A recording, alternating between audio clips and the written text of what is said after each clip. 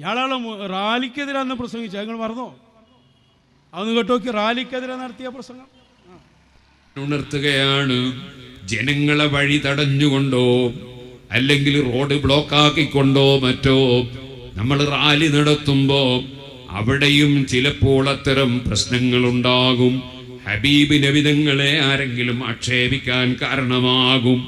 ഒരു പക്ഷേ ഈമാനില്ലാത്തവർ ആ മുഹമ്മദ് നബിയെ കൊണ്ട് നമുക്ക് റോട്ടുമ്മക്കൂടെ പോകാനും പറ്റാതെ വന്നല്ലോ എന്ന് പറഞ്ഞാൽ ഹബീബിനെ പറയിപ്പിച്ച കുറ്റം നമുക്കുണ്ടാകും.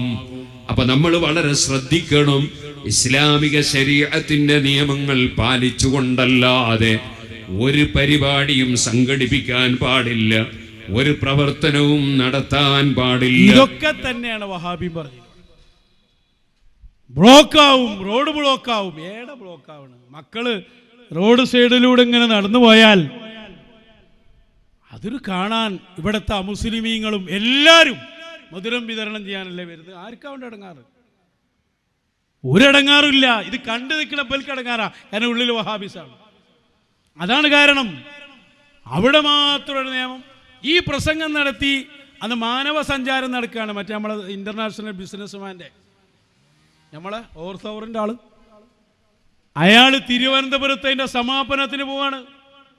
തിരുവനന്തപുരത്ത് സമാപനത്തിനെത്തി റോഡ് മുഴുവനും ഒന്നിച്ച് ബ്ലോക്കാക്കിയിട്ട് നടത്താം. ഞാൻ അങ്ങനെ ശ്രദ്ധിച്ചു. ആരാള് മുമ്പിൽ? ഈ പേരോടെ മുമ്പിലാണ്, പേരോടെ മുമ്പില്. അപ്പൊ അസുഖം എന്താ അതിന്റെ? ആ രംഗം ഒന്ന് കാണിച്ചു കൊടുക്ക്. പാട്ട് ഒഴിവാക്കി കണ്ണങ്ങൾ. റോഡ് നിരന്ന് പോവാ.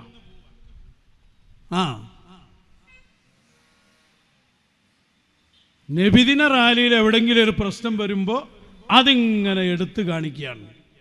ഇതായും എല്ലാവരും ഉണ്ട്. നിങ്ങൾ ചിന്തിക്കണം, എവിടെ എത്തി ഇവർക്ക് അവരുടെ സംഘടനയുടെയും അതുപോലെയുള്ള സംഭവത്തിനൊക്കെ എത്ര റോഡ് ഫുള്ളാക്കി നടക്കാം. അതേ സമയത്ത് മുഹമ്മദുർ റസൂലുള്ളാഹ് ഹബീബായ തങ്ങളുടെ ജന്മദിനം അതേറ്റവും ഉന്നതമായി നമ്മൾ കൊണ്ടാടണം. അതിന് റാലി നടത്തണം, ഒക്കെയും നടത്തണം. അതാണ് നമ്മളെ ശൈലി. മഹാനരായ ഇമാം കണ്ടില്ല നിങ്ങൾ, തദ്കിറത്തുൽ മുഹിബ്ബീൻ ഇതൊക്കെ നമ്മൾ കഴിഞ്ഞ തവണ വായിച്ചതാ. അഷേഖ് അബു അബ്ദുല്ല മുഹമ്മദ് ബിൻ ഖാസിം റസാഅ് തങ്ങൾ മൗലിദാഘോഷം ഏറ്റവും ഉഷാറായി നടത്തണം.